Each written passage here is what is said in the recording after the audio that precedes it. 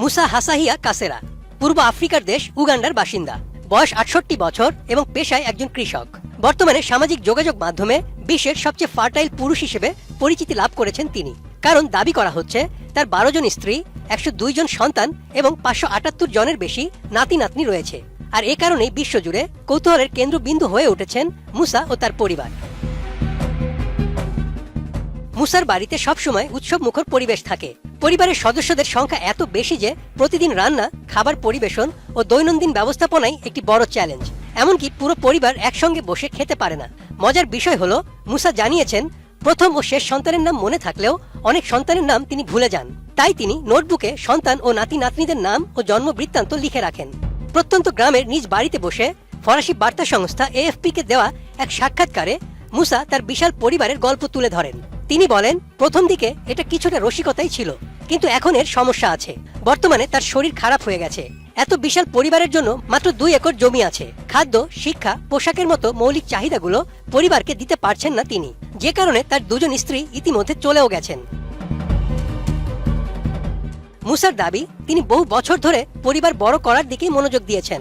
তার স্ত্রীদের অনেকেই অল্প বয়সে বিয়ে করেছিলেন। আফ্রিকার অনেক গ্রামীণ সমাজে আগে বড় পরিবারকে শক্তি ও সামাজিক মর্যাদার প্রতীক হিসেবে দেখা হতো। কৃষিকাজে বেশি মানুষের অংশগ্রহণও বড় পরিবারের অন্যতম কারণ ছিল। তবে এত বড় পরিবার পরিচালনা করতে গিয়ে বর্তমানে হিমশিম খাচ্ছেন মুসা। তিনি জানিয়েছেন, কৃষিকাজ করেই পুরো পরিবার চলে। পরিবারের সদস্যরাও মাঠে কাজ করেন, কিন্তু অর্থনৈতিক পরিস্থিতিতে এত মানুষের দায়িত্ব নেওয়া তার জন্য এখন কঠিন হয়ে উঠেছে।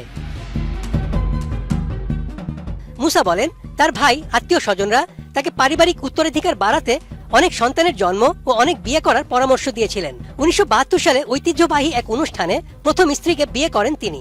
তখন মুসা ও তার স্ত্রীর বয়স ছিল ১৭ বছর। বিয়ের ১ বছর পর তার প্রথম সন্তান স্যান্দ্রা নাবোয়ারের জন্ম হয়। বর্তমানে মুসা তার কয়েকজন স্ত্রীর নামও আর মনে করতে পারেন না। স্ত্রী বা সন্তানদের নাম জানার জন্য ছেলে শাবানের সহায়তা নিতে হয় তাকে। মুসার সন্তানদের মধ্যে যে অল্প কয়েকজন শিক্ষার সুযোগ পেয়েছেন, শাবান তাদের একজন।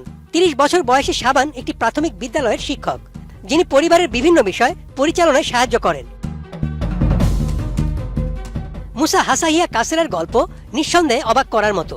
তবে এটি শুধু বড় পরিবারের গল্প নয়, বরং আফ্রিকার গ্রামীণ সমাজ, জনসংখ্যা, দারিদ্র্য ও সামাজিক বাস্তবতারও একটি প্রতিচ্ছবি।